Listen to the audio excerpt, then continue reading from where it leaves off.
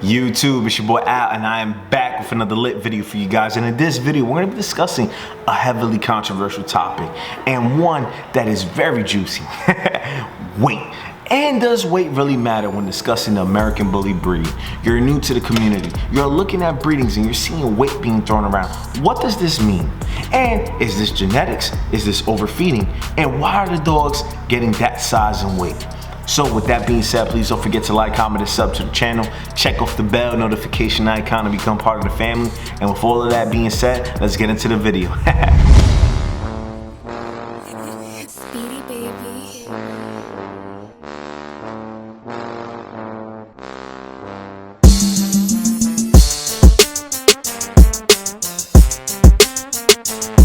Alright everybody, so first and foremost, before I even get into the video, let me provide some clarity. The purpose of this video is to help newer people in understanding what they're getting, and if they are truly getting the American Bully. This is to help provide an educational stance on it, because there's so many people that get misinformed that think that this is what American Bully is, this is what an American Bully is, when in reality they're not even closer to understanding what the breed is, what the breed type is, and what conformation is. And the purpose of this video is to help you. So with that being said, let's get right into it.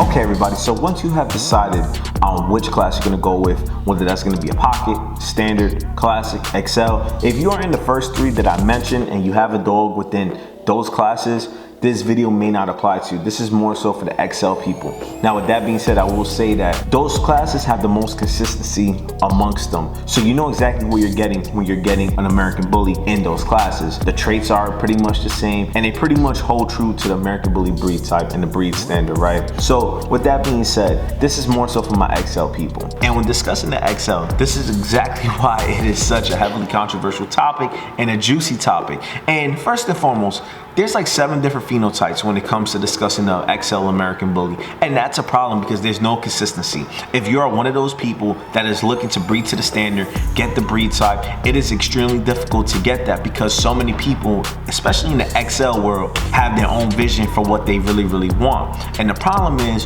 when we are discussing the XL, instead of talking about conformation, breed type, and holding true to the standard so we can compete at a high level in any registry, we're discussing weight, and that is when the weight aspect comes in. And in my opinion, weight is the most overrated trait when being discussed amongst the American Bully. And it is because a dog's weight does not decide how good the dog is. You see, when we are looking at breedings and we are seeing 150 plus parents and these dogs are gonna be like 180. First and foremost, a dog that is that big is not an American Bully. We have to understand the foundation of that blood. It is heavily Mastiff related blood. And you can easily go the route of saying, well, you know what? The pocket, standard, and the classic class are all heavily Amstaff and Bulldog related. This is true.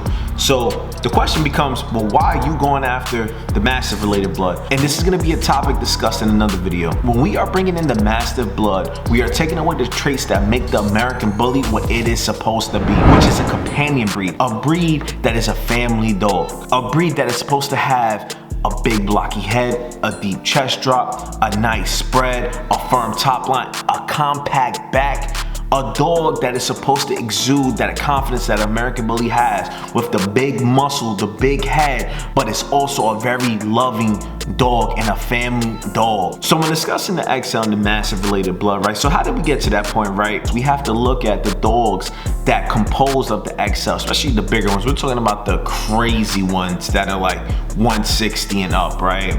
We're looking at the Cane Corso, the Italian Mastiff, looking at the Neapolitan Mastiff, you're looking at the Borbell, you're looking at these big dogs, and these are just some examples right now, right? Once you take away from the American Bully what made it so dominant and so awesome, now we're starting to change up the field for the XL. We're bringing in things that we didn't want, because when we were bringing in height, we were bringing in shaky temperament.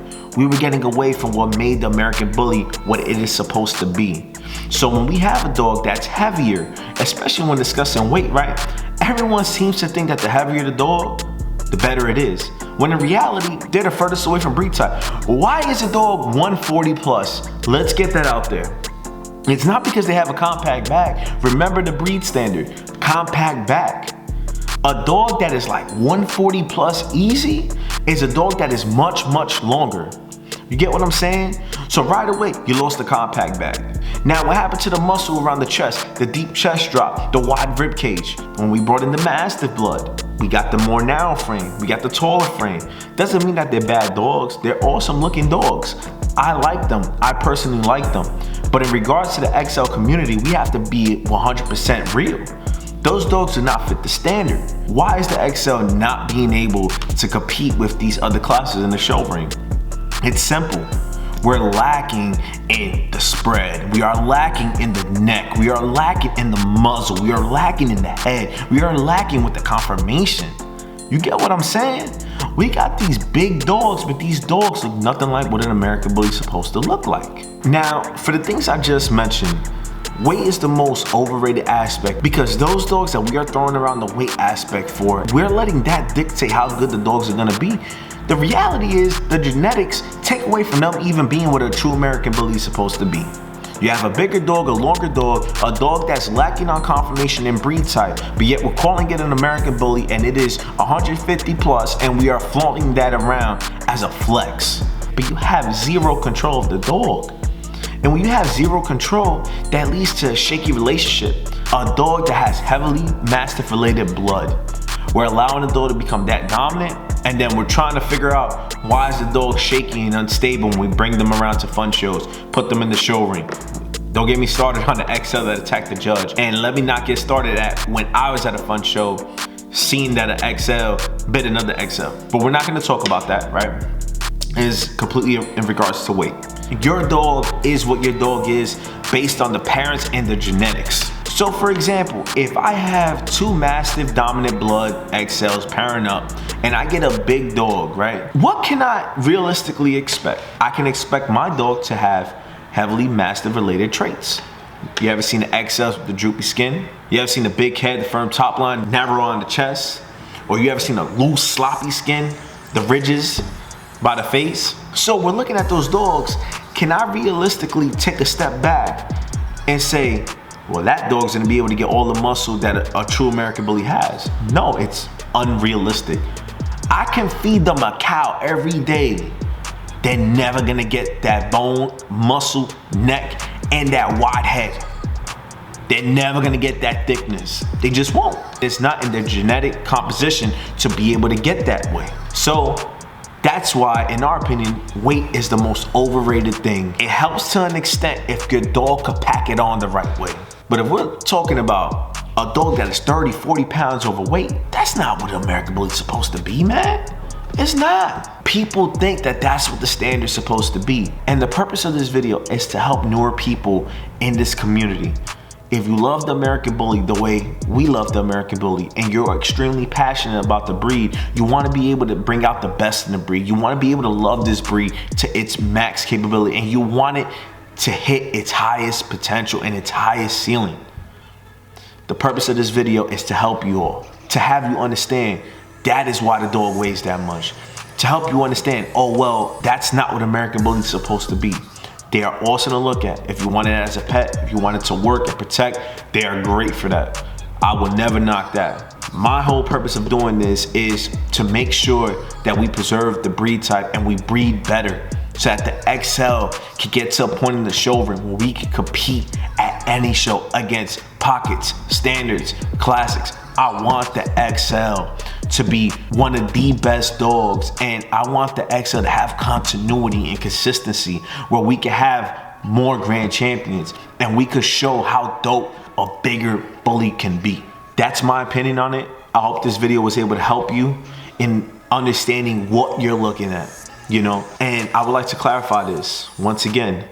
I genuinely enjoy seeing those dogs. I think they're awesome. I just don't think they're good examples of what the American Bully is supposed to be.